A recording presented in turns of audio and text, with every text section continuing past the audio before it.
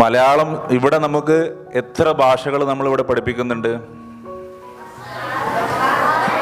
6 second languages അല്ലേ? അതിൽ ഇംഗ്ലീഷും അറബിക്കും അതും കൂടെ കൂട്ടുകയാണെങ്കിൽ 8. ഇത്രയും ഭാഷകൾ നമ്മളിവിടെ പഠിപ്പിക്കുന്നത്, ഇത്രയും വൈവിധ്യങ്ങൾ 40-ലധികം രാജ്യങ്ങളിൽ നിന്നുള്ള വിദ്യാർത്ഥികൾ ഇവിടെ പഠിപ്പിക്കുന്നു, ഇത്രയും സംസ്കാരങ്ങൾ. അപ്പോൾ ഇതിൽ നിന്നൊക്കെ മാതൃഭാഷ എന്നുള്ള ഒരു സ്ഥാനത്താണ് നമുക്ക് മലയാളം, അല്ലേ? മാതൃഭാഷ എന്ന് പറഞ്ഞാൽ എന്താ?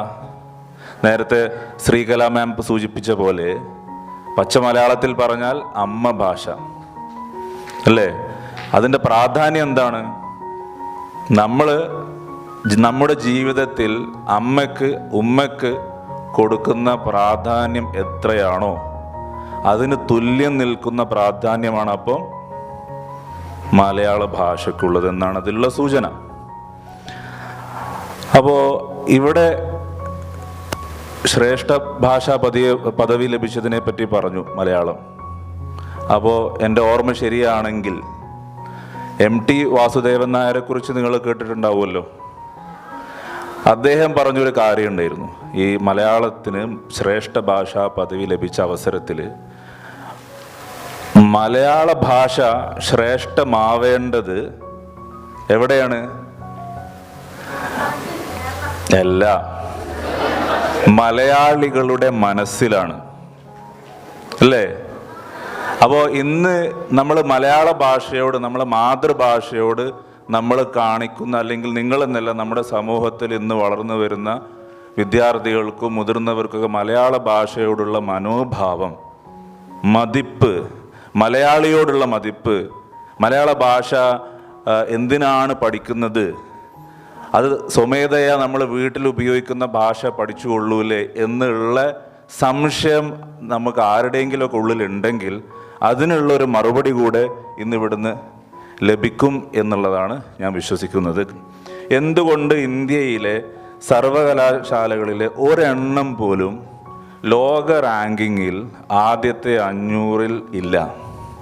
IIT പോലുള്ള സ്ഥാപനങ്ങളല്ല ഞാൻ പറയുന്നത്. നിങ്ങൾ ആലോചിച്ചിട്ടുണ്ടോ അതിനെപ്പറ്റി? പല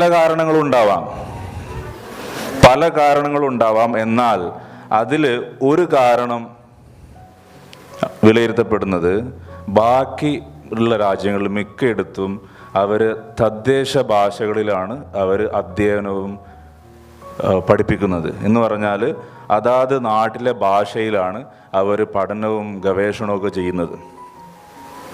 നമ്മുടെ ഭാഷ, ഇന്ത്യ എന്ന രാജ്യം ബ്രിട്ടീഷ് കോളനി ആയിരുന്നു. അതുകൊണ്ട് തന്നെ ഇംഗ്ലീഷ് ഭാഷയായിരുന്നു ഔദ്യോഗിക ഭാഷയായിട്ട് ഇന്നും നമ്മൾ സ്വീകരിച്ചു പോരുന്നു. അധ്യയനത്തിനും പഠനത്തിനും ഒക്കെ ഇംഗ്ലീഷ് ഭാഷയാണ്. ഒരു ഭാഷയും ഒന്നിന് സുപ്പീരിയറോ ഇൻഫീരിയറോ അല്ല. അതുകൊണ്ട് നമ്മൾ ആദ്യം തിരിച്ചറിയേണ്ട കാര്യം, മലയാള ഭാഷ, മാതൃഭാഷ, അമ്മ ഭാഷ നമ്മളെ ഹൃദയത്തിൻ്റെ ഭാഷയാണ്. മറ്റ് പഠിച്ചെടുക്കുന്ന ഭാഷകളൊക്കെ മസ്തിഷ്കത്തിൻ്റെ ഭാഷയാണ്. അപ്പോൾ അതിനോടുള്ള സമീപനം എങ്ങനെ ആയിരിക്കണം എന്നുള്ളത് ഇതിൽ നല്ല വ്യക്തമാണ്. മറ്റ് ഭാഷ, ഇംഗ്ലീഷ് ആവട്ടെ, ഏത് ഭാഷയുടെയും പ്രാധാന്യം എന്ന് പറഞ്ഞാൽ ലോകത്ത് ഏറ്റവും കൂടുതൽ ആളുകൾ ഉപയോഗിക്കുന്ന ഭാഷ എന്നുള്ളത് മാത്രമാണ്, ഒരു ടൂളാണ്. പക്ഷെ മാതൃഭാഷ എന്താണ്? അത് ഈ ഭാഷ എന്ന് പറയുന്നത് സംസ്കാരത്തിൻ്റെ വാഹനമാണ്. ഭാഷയിലൂടെയാണ് സംസ്കാരം തലമുറകളായി കൈമാറി വരുന്നത്. മാതൃഭാഷ അതുകൊണ്ട് തന്നെ നമ്മൾ കൈവിട്ടാൽ നമ്മുടെ സംസ്കാരവും വേരറ്റു പോവും. അങ്ങനൊരു സാഹചര്യം ഉണ്ടാവാൻ പാടില്ല.